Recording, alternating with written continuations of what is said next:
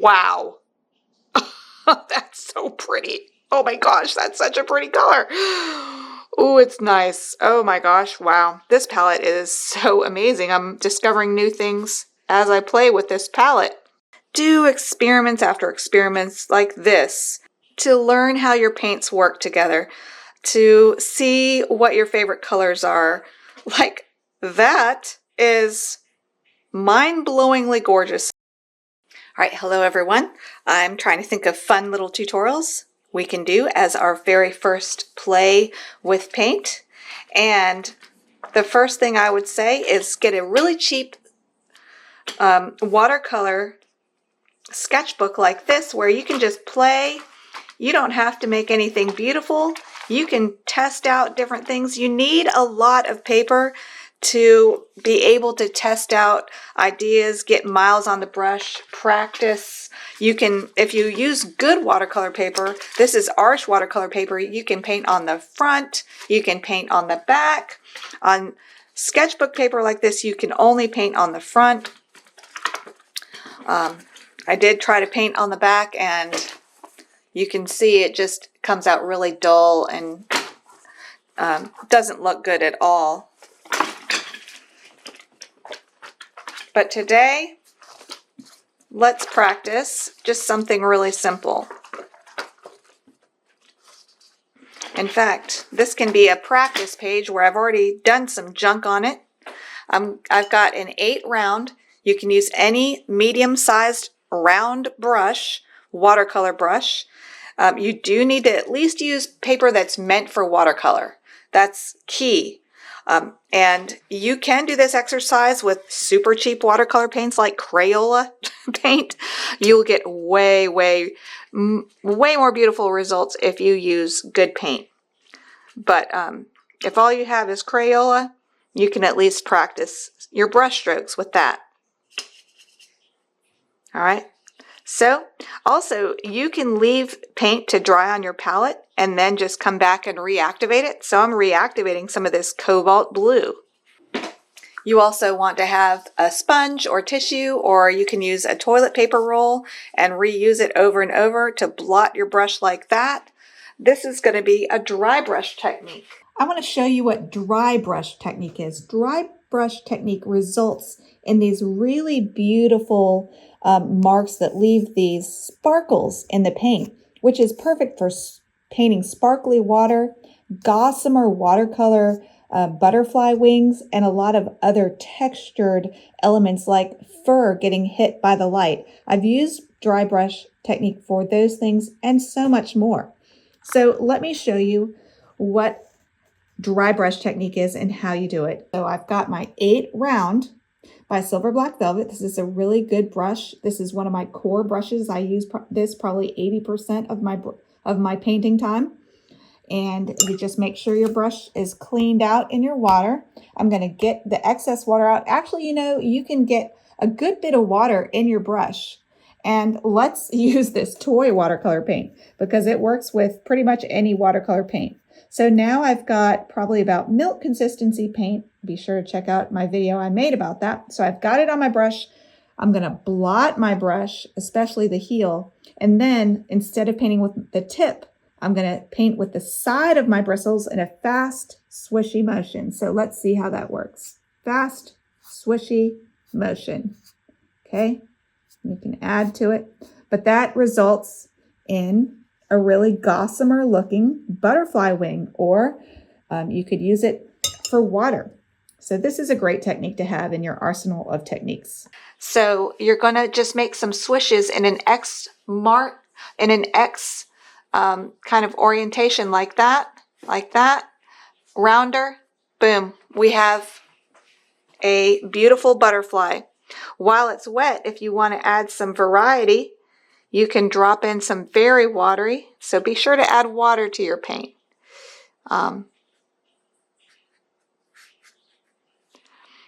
You can continue to add paint to it.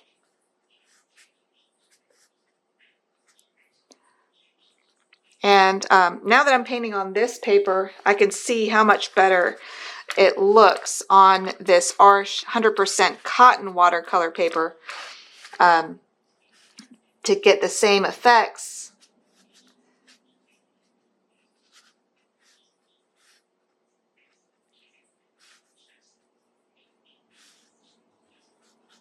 And some butterflies come out better than others. This one came out so beautiful. This one looks weird. But they look really airy and beautiful when you just keep it simple. You can even make them like that. Just a few strokes and then let that completely dry. Then you can add a body if you want. You can also get really watery paint and then put a few splatters to give your painting a little bit more texture. Okay, and just practice your technique. Use different amounts of water in your brush too and see what that does. There I used a heavier hand. So let's practice different things with different amounts of water, different amounts of pressure on the brush, different ways of holding it. I would suggest you hold your brush at the end for these loose butterflies so you have less control, not more. And some butterflies will look good and some won't. That's just a fact. So I'm making dry brush strokes like that.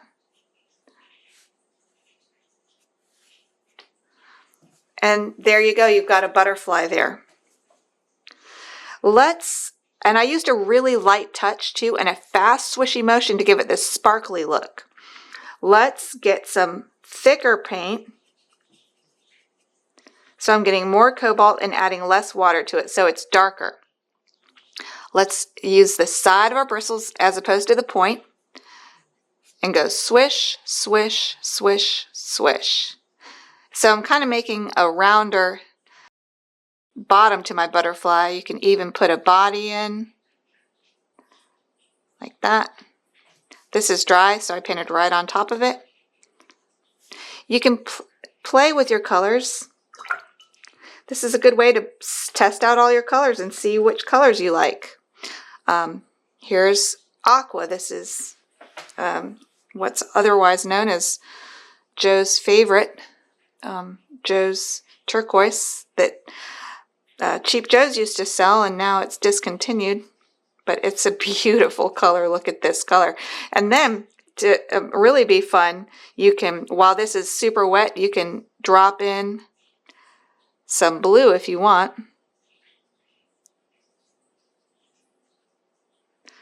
And there's a butterfly. And you can just make them wabi-sabi butterflies. Wabi-sabi in Japan means embracing the beauty of mistakes. Wow. That's so pretty. Oh my gosh, that's such a pretty color. Oh, it's nice. Oh my gosh, wow. This palette is so amazing. I'm discovering new things as I play with this palette. This is a lavender. These are real pigments, and this can be had for under $50. One tube of these pigments would cost you $10, but you get all these colors to play with, and this is a great way to learn what pigments you like. And because cobalt blue pigment is the same across paint manufacturers, so if you learn you like cobalt, or you learn you like, I think this is PB 33 or maybe 36, you learn you like that, you can go and buy a whole tube of that pigment from the same manufacturer or another manufacturer. Once you learn you like that pigment. My favorite blue is cobalt blue and ultramarine blue probably. Now let's do a little experiment. Let's be more heavy-handed and get some thicker paint.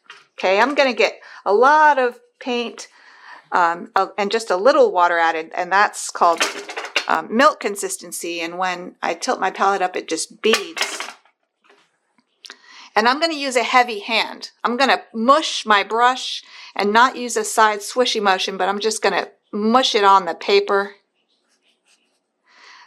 That doesn't look as light and airy as these. It doesn't look bad, I wouldn't say. This is the ultramarine blue. It's just a gorgeous color. And you can swish on your butterfly. Let's keep playing with these colors. Should we do a hot pink one? This is known as the Holbein Aureolin color. And I didn't really pay attention to how much water I added. Okay. Then you can just do a really fast motion and put in the body. Another way that you can add the antenna at the end is use something like a Pigma Micron pen and add details at the end if you want.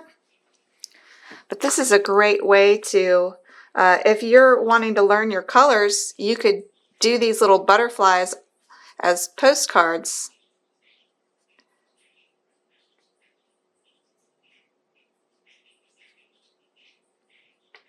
And just make them really simple, you know? And then while the paint's wet, sometimes what I like to do while the paint's still wet like that is spatter some color into it, and it'll spatter on the dry and it'll also spatter into the wet, and then it'll make blooms, and really that can be a pretty effect. So you can just play. When you're at the beginning of your watercolor journey, what you should be doing is just playing, right?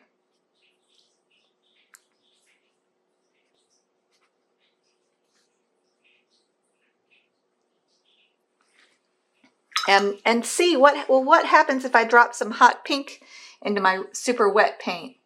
Now this will be even prettier if you use good paper. You'll get even more spectacular results.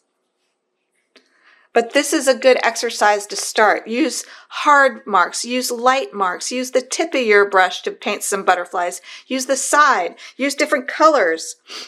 Another thing you can do when everything's completely dry is you can paint over your butterfly with maybe make a motion blur, interesting effect. Getting really watery paint, and then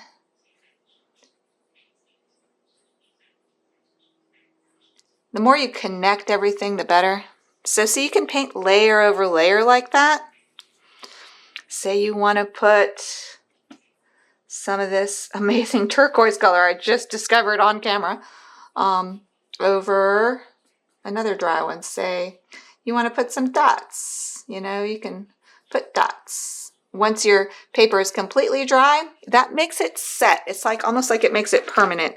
And then you can paint details on top of that and let it dry. And then paint another layer, let it dry. Paint another layer, let it completely bone dry. And it's just a really cool effect. When you let the watercolors merge into each other, look how pretty they make. Look what cool effects you sometimes get, like I splattered water into this one, and this is what are called cauliflowers. And a lot of artists avoid cauliflowers. I embrace cauliflowers wholeheartedly. I think they look so dreamy, you know. So when it's dry, you can put some butterfly outlines if you want.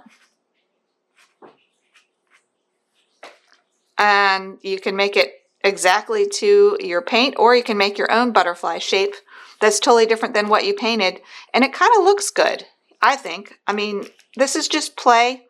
We're not being too serious. Please, for the love of all that is good in this world, especially when you're starting your watercolor journey, look at it as play. Don't try to make beautiful paintings. Just do experiments after experiments like this to learn how your paints work together, to see what your favorite colors are. Like that is mind-blowingly gorgeous. So I will link to this floral. It's their floral palette by Paul Rubens. It looks like this, and it has my favorite colors I can't live without, which is the pigments I can't live without, which is ultramarine, cobalt blue and ultramarine blue. And those pigments, let me look just a minute. So the way that watercolor paint works is it's made by pigment that has industry standards and an industry standard name across brands.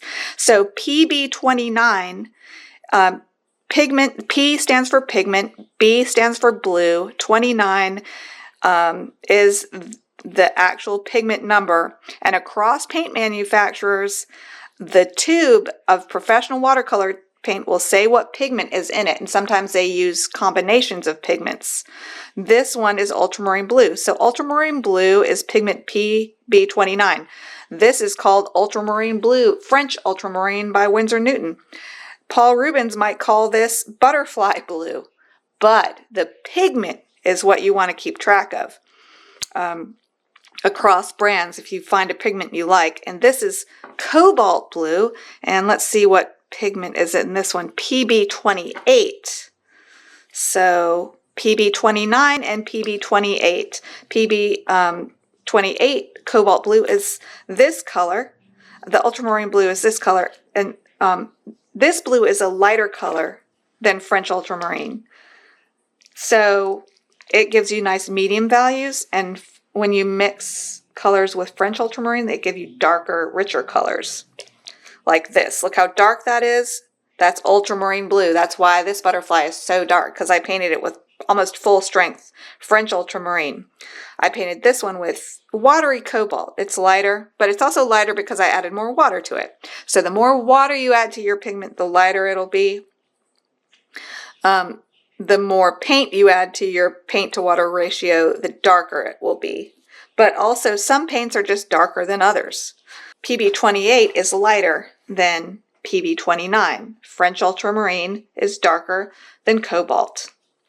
And this palette is amazing because it includes the most beautiful pigments known to watercolor, in my opinion, French ultramarine and cobalt, because of their granulating properties, but also, wow, this is pretty. I need to go back and make sure what pigment this is. That's where you start with watercolor. You just play and do little experiments like this, and it'll put you in a good place.